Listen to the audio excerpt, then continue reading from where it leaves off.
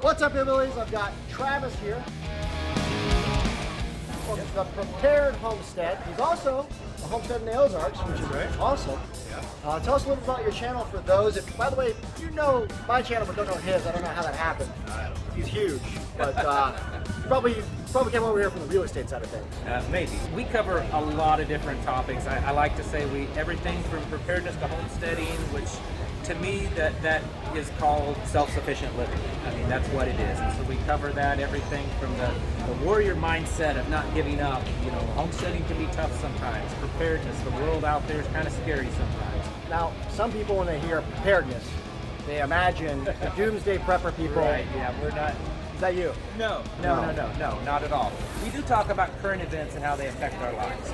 The droughts, the wars, the inflation, and then things that we can do from a homesteading perspective to kind of get ready for that. You know, what should we be growing more food? Should we be working more on a community level and say, hey, you know, I'm growing corn, you're growing wheat, you know, you're raising chickens, that kind of thing. We do a lot of community focus. You know, we encourage other groups all over the country to meet, and then we have our own local meeting here in the Ozarks. Anywhere between 200 and 300 people a month are meeting, and there's smaller break-off groups than that. And we talk about, oh my goodness, everything from natural health to gardening and canning to ham radios, anything you can think of. Sounds a lot like just learning what humans used to do. Yeah. 80 years ago and before. Exactly.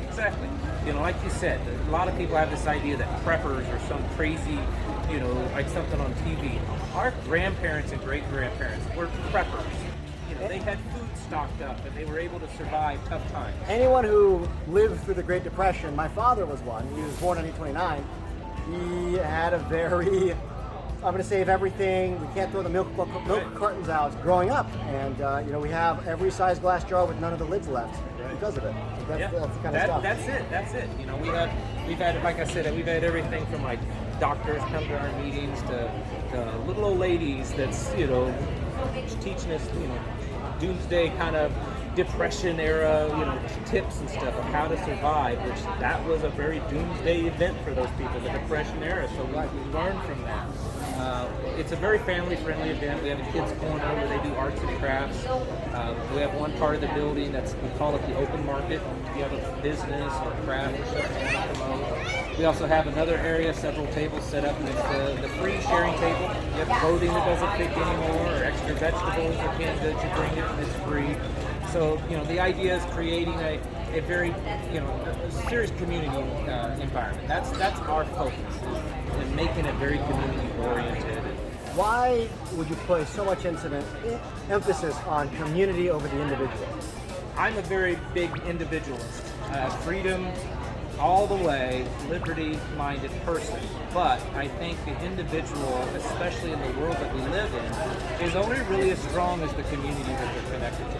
I believe that we're made to be a communal being. I mean, it's a natural force. I'm not saying you can't go off and be a lone wolf in the woods by yourself, but I'm saying that we do better in a community setting. I completely believe in privacy and private property and all that kind of stuff, but if we can get to the point of like we were 100, 150 years ago, where we have a stronger knit community leaning on each other, whether it's natural disasters, environmental disasters, or, you know, wars and political things going on, our little small communities can withstand that way, way better than you or I can on our own. Exactly. It's all about, I mean, if you go back to Mark Shepard's, my video on restoration agriculture, and the part one, we talk about how he's building a community of effectively businesses to run that farm, because it's way easier to do that than one farmer being able to have to manage everything. Everybody else takes a small part. They're good at, some people are good at things, some people are good at other things. Right. You share, you get through whatever the tough time is,